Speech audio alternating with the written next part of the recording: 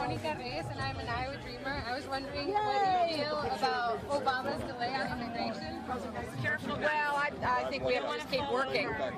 Can't stop ever working. Do you support Obama delaying deportation relief? The president has broken his promise to the Latino community, Secretary, and we wanted to know whether you stand by the president's delay on immigration. I think we have to elect more Democrats. Should we keep deporting families? All right, there's two very disappointed fans of Hillary Clinton in Iowa. They said that the first one said her name is Monica Reyes. She's a dreamer. And Hillary says, yay. And then he said, what do you think about the president's delaying immigration, his executive order on immigration?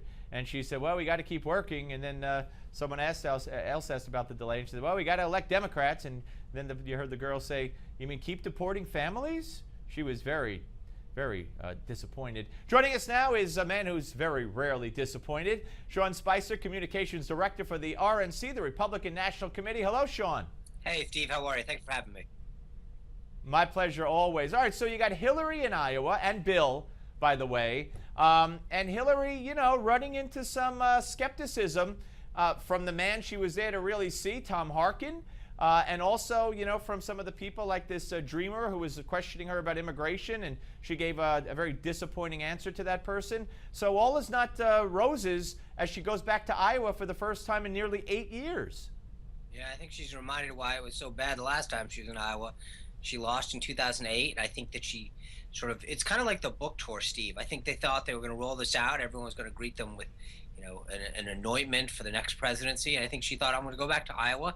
Everyone there's going to love me. And she has, you know, as you pointed out, Senator Tom Harkin, her host, the guy that called her to come, expressed reservations about whether or not her policies are right for not just Iowa, but for the country. I mean, I think that's a big smack in the face when you think that you're flying out there to do the guy a favor. Yeah, no, absolutely. And then Harkin also, by the way, with Hillary, didn't do her a favor, because while she was sitting on stage, he started talking at the podium about how this ISIS threat is phony. It's being ginned up, and we're being scared into going, you know, to war, just like we did under Bush in Iraq, he said. And Hillary had to sit there, you know, and listen to it. So he put her in an awkward position as well.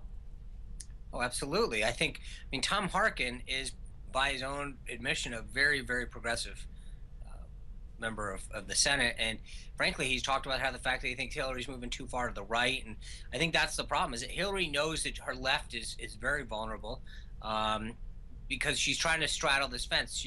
She wants to go out and pretend that she's this moderate person that was sort of in the mold of how people think Bill Clinton governed, or at least the perception is. But the fact of the matter is, she spent 4 years as the Secretary of State under Barack Obama. She talked about how she was the champion of his foreign policy. And then so she's got this conundrum about who she really is, I think, at a lot of times. Let me ask you about Mary Landrieu, and she, you know, did she use public funds to go flying? And you know, where are we in that? She said she's going to reimburse. Well, if she's reimbursing, then is that not an admission of sorts, or that she has something to reimburse for, that she took, she used funding she should not have been using in the first place? Yeah, I mean, she basically went back and did a self-audit. She self-imposed her own audit and had her own staff do it, and then came back with 42 flights that she should have charged to her campaign and not the taxpayer. I mean, I think that this is like just gross incompetence. And it's hypocrisy. I mean, it's a lot of things. It's hypocrisy. It's malfeasance. But I mean, to come back and to say, hey, this isn't a rounding error once. We say, hey, you know, I mistakenly, you know, sought a reimbursement for 99 cents and you know, I got $1.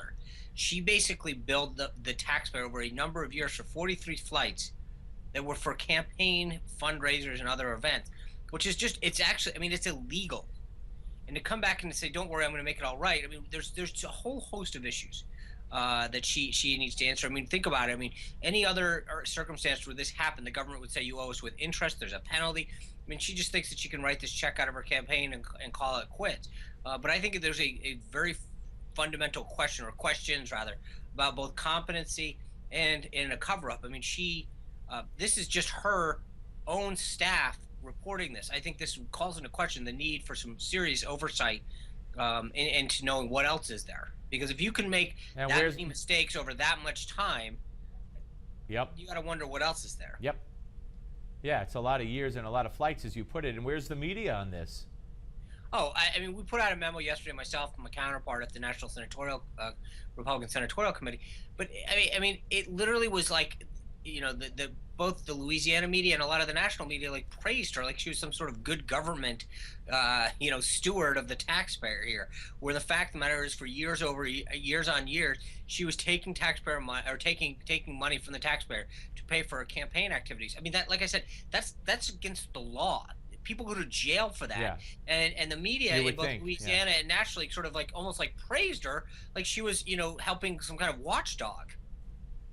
Yeah, no, you would think there'd be more media scrutiny, but she has a little D next to her name, and that usually is the defining determinant as to whether or not they cover it. Now, let me ask you this.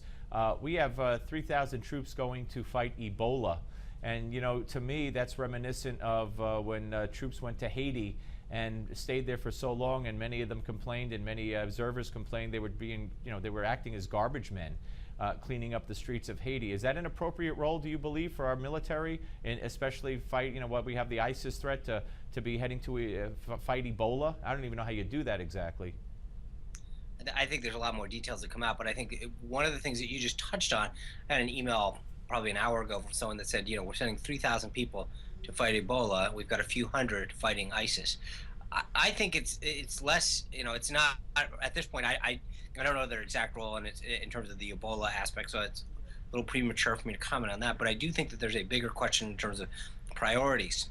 I think it's great that we're looking at Ebola. We obviously know that it can have an effect on Americans who are either overseas or even at home.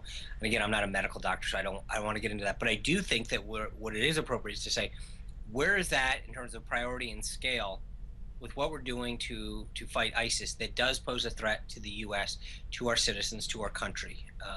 So to me, that's sort of a question of proportion and priority, how we're attacking these different things. Yeah. Sean, always great to talk to you, sir. Thank you. We'll speak to you soon. Hope so. Thank you, Steve. Thank you. Sean Spicer, Communications Director for the RNC. And we'll be back, folks, with more of the very aptly named Steve Malzberg Show right after the break. But first, stay tuned for your Newsmax Now update.